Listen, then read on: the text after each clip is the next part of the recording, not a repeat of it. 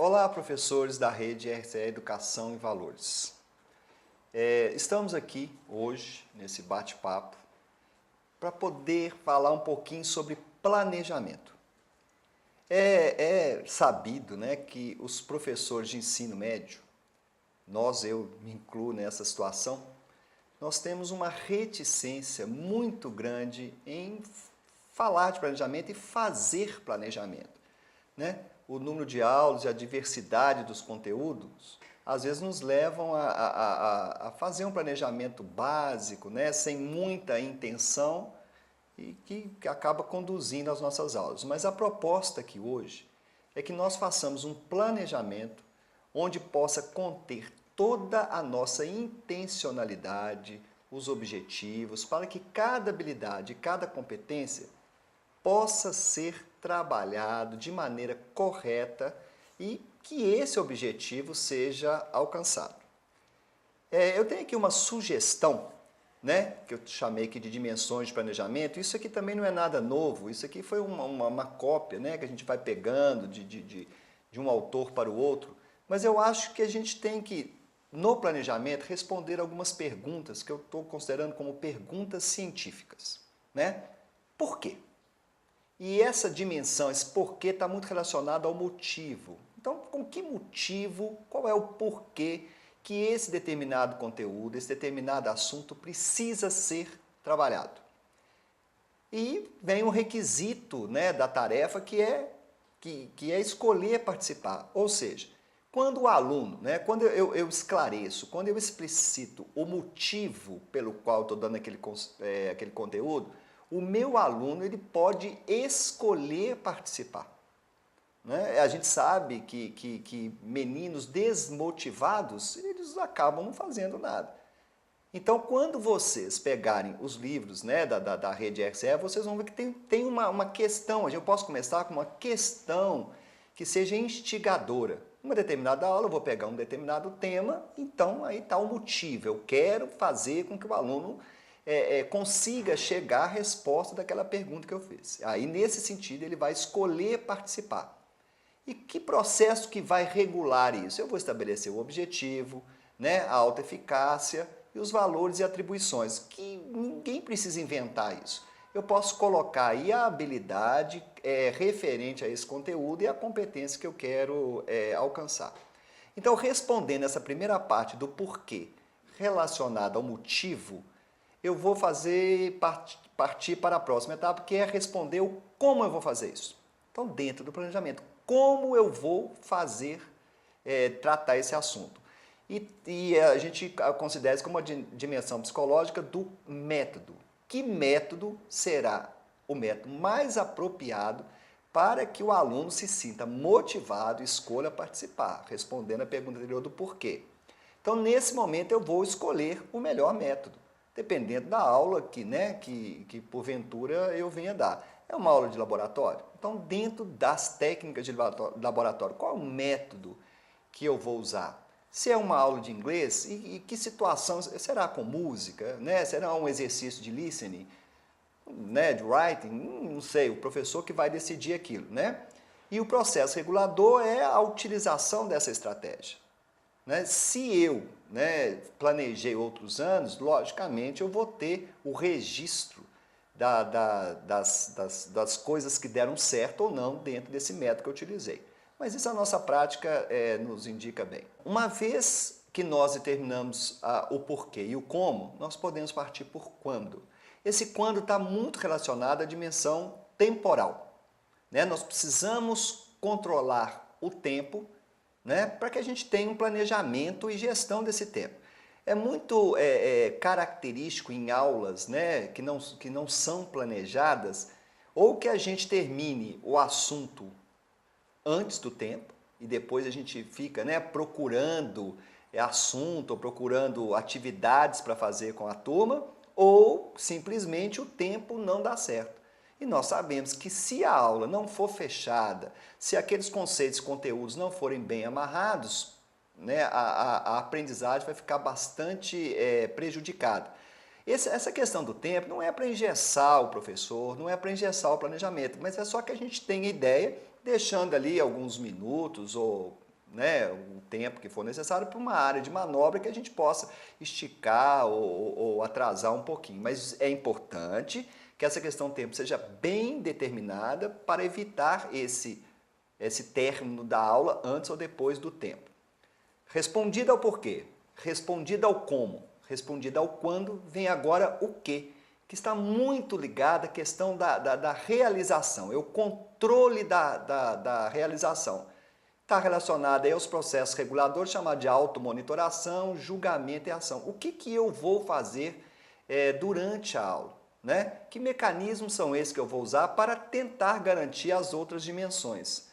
Então isso tem que estar claro, professor. O professor de mais experiência faz isso muito bem, o professor com menos experiência, né, tem mais dificuldade, então explicitando isso fica perfeitamente exequível.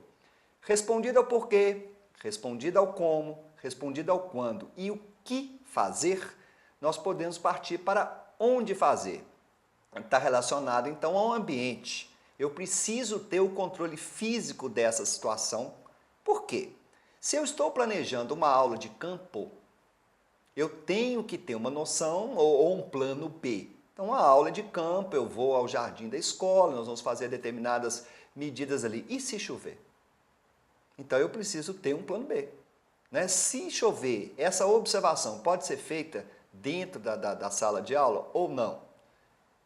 Então, eu preciso de uma aula, essa aula acontecerá num teatro, num auditório para 200 pessoas ou 50, né? E se o aparelho de som ou os mecanismos tecnológicos falharem? Que plano é esse, né, que eu vou ter para colocar a aula de novo nos eixos? Então, isso tem que ser também explicitado. Eu aconselho você sempre a ter um plano B todas as vezes que a atividade proposta fugir do ambiente de sala de aula. Respondido ao porquê, ao como, o quando, o que e onde, nós temos que com quem. Está relacionado à dimensão social. Né? Então, que tipo de alunos ou que tipo de turma é essa com quem eu vou fazer a atividade? É uma turma mais dinâmica, onde eu tenho alunos mais sinestésicos? Ou é uma turma mais apática? Né? Então, isso está muito imbricado com a questão da motivação. Uma coisa é motivar alunos que sejam, né, já excitáveis, outras é motivar uma turma que seja mais apática. Então, esse com quem é muito importante que seja colocado, até para que durante a aula eu possa ter também, levar em consideração a questão da adequação da linguagem, né? Sabendo que tipo de alunos são esses a quem eu estou trabalhando. Respondido ao porquê, ao como, ao quando, o que, o onde e com quem, eu acho que o planejamento está, né, bem amarrado. Agora, existem algumas ações que estão muito ligadas ao ato de planejar, né? Então, vocês, né, vão ver a questão da motivação, isso é muito importante. A questão da motivação está na possibilidade de realizar a atividade com sucesso, né, e despertar o aluno para querer aquela aula. Sabe-se que tem algumas situações em que o aluno quer aprender, né? Ele quer aprender quando ele tem interesse por aquilo, né? Ou quando ele tem necessidade daquele conteúdo. Tirando essas duas possibilidades, se não houver a motivação, dificilmente nós vamos conseguir fazer com que ele se interesse pela nossa aula. Outra implicação, né, que a gente pode resolver no ato de planejar é controlar impulsos. É muito comum, às vezes, quando a gente começa uma aula, e a gente faz uma determinada pergunta que seja instigadora, que vários alunos se manifestem, né, para responder ou antes do tempo, apressadamente, antes dos outros, e quando isso acontece, aqueles que não participaram se sentem desmotivados. Então eu tenho que pensar em ações, né, que levem à reflexão do aluno e à restrição desse impulso de querer participar. Né? Talvez o ensino médio, né, aconteça com menos facilidade, os meninos são mais conscientes do ato. Mas eu tenho que pensar, a partir do momento que eu motivei, o que eu vou fazer para controlar impulsos de alguns alunos que sempre perguntam, são aqueles que sempre, né, tomam a frente, antes de você terminar a pergunta, já levantaram a mão, já disparam a falar. Então isso também tem que ser uma coisa pensada no planejamento. Uma outra implicação e uma outra coisa que a gente precisa também, às vezes, eliminar, é a questão do seguinte, da persistência e da perseverança. É necessário que a gente coloque dentro do nosso planejamento ações que visam, que levem o aluno a persistir, né? Está muito ligado ao equilibrar e não a perseverar. É aquela questão do continuar ou parar. Então vamos dar um exemplo. Numa aula de matemática, por exemplo, um determinado situação, problema, em que envolve muito raciocínio, muitos cálculos. Que hora que eu vou intervir para falar para o menino, você deve continuar, mesmo ele querendo parar? Então aí nós estamos falando de persistência, ele tem que persistir. Agora, muitas vezes também ele fica envolvido em cálculos e números durante muito tempo. Então chega a hora de parar. Então precisa haver uma intervenção do professor para que novas pistas sejam dadas para que ele possa continuar a resolução daquele determinado exercício ou problema. Então está aí, o professor precisa ter esse sentimento de saber o momento, de insistir para que o aluno continue, ou diga para ele, olha, vamos parar por aqui porque você precisa de mais pistas, né, que serão dadas oportunamente. Então está aí uma questão importante. Planejar também pode levar a gente a estimular os alunos a usar capacidades corretas, né? Tem muito a ver com adequar, basear-se nas forças e não nas fraquezas. Né? Determinadas atividades, o aluno está dando tudo que ele tem, né? Está dando tudo de si, ele não está conseguindo êxito. Aí vem a pergunta, que capacidades ele está usando ou deixando de usar para chegar àquele determinado resultado? Então vocês têm que observar, gente, que quando o planejamento é bem feito, todas essas implicações são levadas em conta no ato de planejar. E a partir do momento em que elas surgem, elas não serão mais surpresas para a gente, nós teremos condições de atacar. Outra é transformar pensamento em ação. Né? Está aí muito ligado ao agir, ao fazer. Então não adianta aquele aluno apático. Que tipo de ação, né? Ou que tipo de comando que eu vou ter no meu planejamento para levar aqueles alunos a querer transformar pensamento em ação? Eu costumo dizer que ninguém sabe o que o calado quer. O menino precisa, né? O adolescente, o aluno precisa manifestar a sua opinião para que a gente possa fazer com que ele seja, na realidade, a força de trabalho dentro de sala de aula. Não pode ser só o professor, não posso usar as minhas capacidades para transformar isso. Nós temos que botar os alunos para trabalhar. E outra coisa, né, importante é completar tarefa, concluir, chegar ao fim. É muito comum determinados alunos deixarem as coisas a meio, eu vou terminar em casa, eu vou fazer isso outra hora. Não, se ele iniciou a atividade, ele tem que completar. Então, que mecanismos que eu vou usar dentro do meu planejamento, que estratégias são essas que irá levar o aluno a concluir essa tarefa? É impossível ou não aconselhável dentro do ambiente escolar, dentro do ambiente de aprendizagem, que fique coisas para depois. Coisas para depois tem que ser o dever de casa, exercício e tudo. Mas se eu comecei uma tarefa, ela deve ser concluída. Tá aí, eu não sei se vocês estão percebendo essa relação todas com aquelas ações, aquelas dimensões de planejamento. Tá vendo? Está muito relacionado ao tempo. Se eu levo os alunos para o laboratório, então eu tenho que definir quanto tempo eu vou gastar para que aquele experimento seja concluído. Né? Se deixar para depois, eu estou estimulando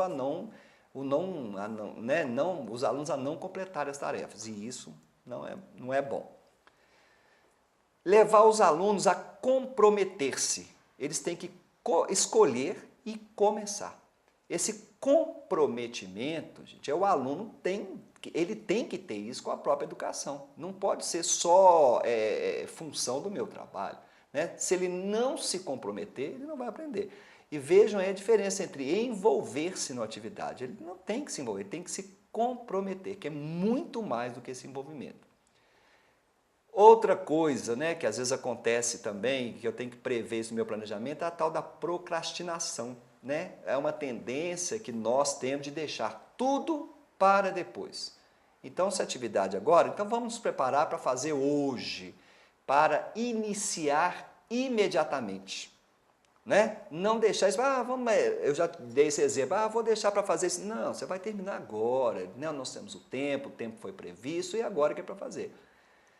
E o aluno, ele tem que ter noção que ele tem que ser responsável pela dinâmica em sala de aula. Isso não é só função do professor.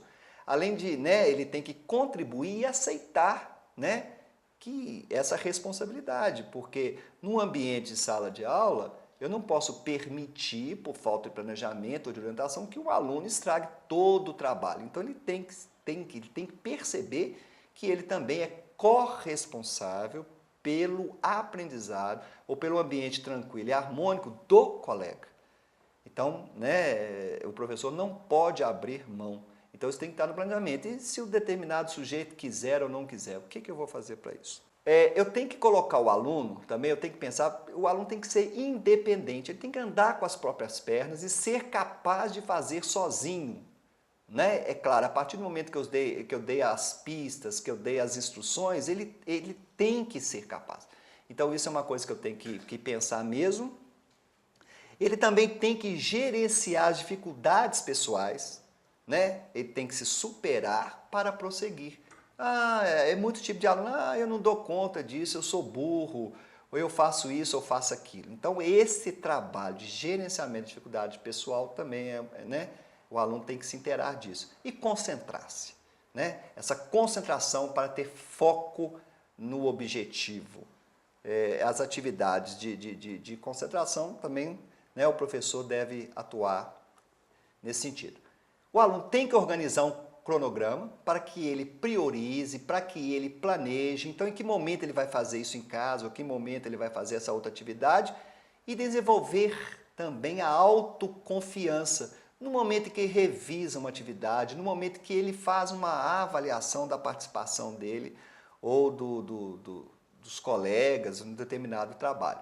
Então, eu acho que essas implicações também têm que estar bem dentro do planejamento do professor. E para finalizar aqui, dentro da questão da motivação, desse planejamento todo, alguns questionamentos para implementar a reflexão durante a aula, um momento em que a aula tiver mais apática ou mais dinâmica, apático-dinâmica. Perguntas do tipo, se eu estiver trabalhando algum texto, o que esse argumento lhe sugere? Por quê? A todo momento fazer isso, essa avaliação. Professor, você está dando conteúdo e quer que o aluno te dê um retorno do que está sendo feito. Então, outra pergunta, qual seria o contrário dessa ideia? Se eu estou trabalhando uma ideia, qual seria o contrário dela? Qual é a ideia principal desse texto, desse argumento? Quais são os detalhes nesse texto ou nessa atividade que a suportam, que a dê credibilidade? Como é que esse conceito que eu acabei de falar, ou ideia, pode ser melhorado? Você vê alguma coisa que a gente pode colocar aqui, acrescentar, De que outros dados você precisa para solucionar o problema? Diante de um problema, o aluno está numa situação de que ele não consegue sair. Então, que dados você precisa? Agora, você também tem que estar no planejamento, até que ponto isso é uma informação que deva ser fornecida ou não. E quais são os pontos principais desse argumento? E os secundários? Então, gente, essas perguntas-chave, você pode deixar no seu planejamento. Vou com o conteúdo até aqui, a partir desse ponto eu vou entrar com essa pergunta, E aí, tendo o retorno dos alunos, e depois você poderá ter mais segurança, fazer uma avaliação do seu planejamento. Professores, eu sei que é um trabalho difícil, parece enfadonho, mas uma vez que você faz, não tem retorno. Te dá credibilidade, os alunos passam a confiar no seu trabalho, se sentem motivados para a sua aula. Então não deixe de planejar, não deixe de fazer registros do que deu certo, do que não deu certo nesse planejamento. Eu desejo sucesso a vocês esse ano de 2013 e se aceitar as minhas indicações, eu tenho certeza que o trabalho de vocês vai ser bem mais produtivo. Um grande abraço.